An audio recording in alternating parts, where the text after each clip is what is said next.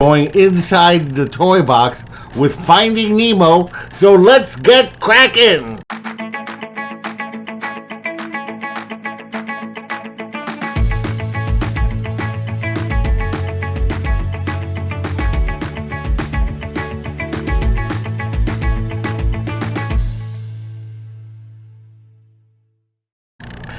Hello all my explorers, and welcome back to Lauren's Adventures Out There.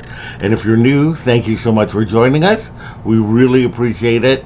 My name is Lauren, and I'm with Castles, Capes, and Clones, where we discuss everything in the Disney universe. We talk Disney, Pixar, Marvel, Star Wars, The Muppets, 20th Century, Disney Plus, ABC, Hulu. If it's about Disney, we are talking about it. So if you like that kind of content, we'd love it if you would subscribe to our channel, hit the bell for notifications, and do like this post, as it really does help us out. First, I wanted to apologize for the lateness of this particular video. Usually every Friday I try to release a new Inside the Toy Box, but unfortunately I was hospitalized for about 7 days, and so I just was not able to record and edit this together, so we skipped a week, and that's how all stories go. I wanted to wish, since we're talking about it today, Finding Nemo a happy 20th anniversary for coming out 20 years ago. Can you believe it? So anyway, back to the program. We are continuing our series Inside the Toy Box, which is our look at Pixar Animation Studios films in chronological order. And today we are going to be talking about 2003's Finding Nemo. Finding Nemo tells the tale of a clownfish named Marlin, an overprotective father who tries to shield his son, Nemo, from literally everything. One day, in an act of defiance against his father's restrictiveness, Nemo gets scooped up by a scuba diver. Marlin must traverse an entire ocean to rescue his son, which he does with the help of a forgetful blue tang, Dory, who he meets along the way. The story extends back to director Andrew Stanton's childhood.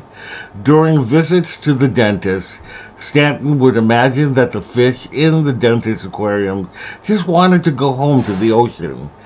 He then remembered seeing a shark exhibit at an aquarium years later, thinking it would be perfect for computer animation. And then, after a day at the park with his son, he realized that he was being so overprotective that he missed an opportunity of just enjoying a day with his son. And this, 1 + 1 + 1, equals Finding Nemo. Stanton said he made Marlin and Nemo clownfish because they never seemed to leave their anemone home. So he felt that it would be really interesting to make them travel the whole ocean. William H. Macy was originally cast as Marlin and had actually recorded most of the script, but Stanton felt Marlin needed to be a little lighter and recast the role for Albert Brooks. The role of Dory, they originally pictured another male. But after hearing Ellen DeGeneres on Ellen, where she could so easily change subjects so many times in the matter of seconds, they needed to have her. Stanton himself played Crush, the sea turtle. He originally recorded himself for the story reel while they looked to cast another actor, but everybody thought that he was really perfect. He ended up recording his lines lying on the couch of co-director Lee Unkrich. Fellow director Brad Bird's son, Nicholas, was hired for the voice of Squirt after Stanton had heard a home recording of him. Megan Mullally originally had a role in the movie because the producers loved her character on Will and Grace. But then they found out her natural speaking voice was not like her character. When they asked her to read the lines like her character Karen, she refused and was let go. Animators were given classes in fish biology and oceanography, as well as taken to aquariums and scuba diving. Dory animator Jean Cruz Santos put together a Bible that integrated fish, human, and facial movements so that everything looked natural.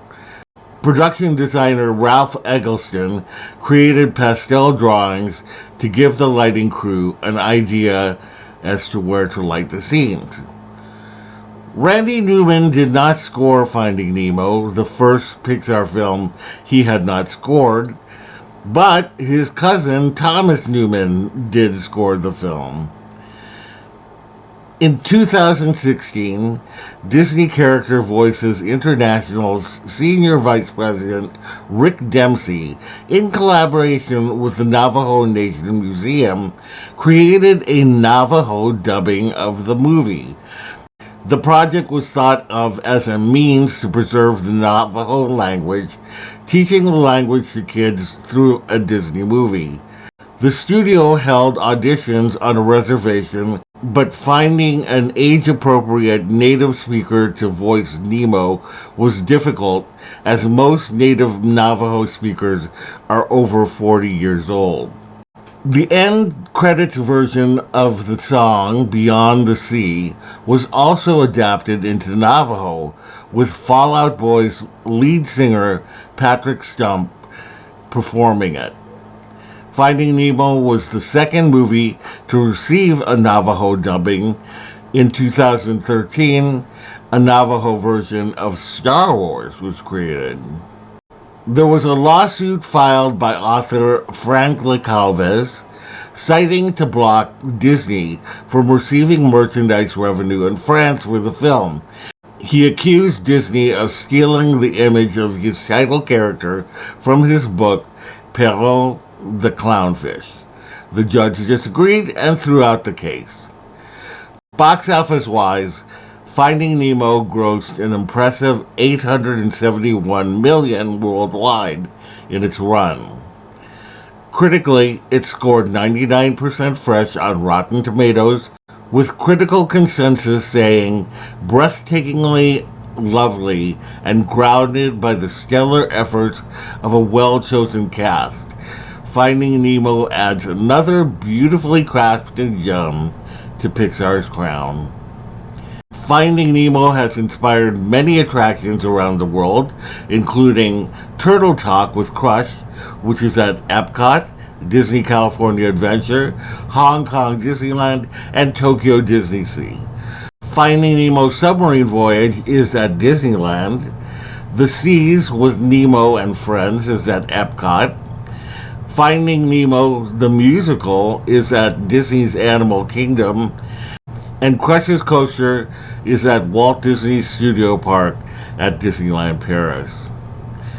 The film won the Academy Award for Outstanding Animated Feature and was given a 3D treatment in 2012. In 2016, a spin-off sequel was produced entitled Finding Dory. So what did I think of Finding Nemo? It's always been one of my favorites. It used to be in my top 3, but it's been pushed down because of other movies that have gotten up there, but it is still in my top 10.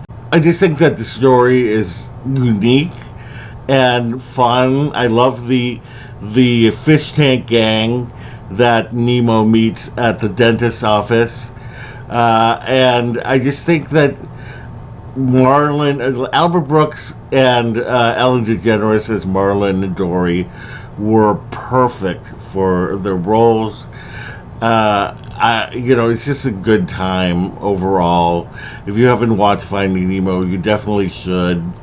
And anyway, if you saw this film, did you love it? Did you hate it? Let me know in the comments below. And if you enjoyed yourself today, we'd love it if you would subscribe to our channel, hit the bell for notifications, and do like this post, as it really does help us out.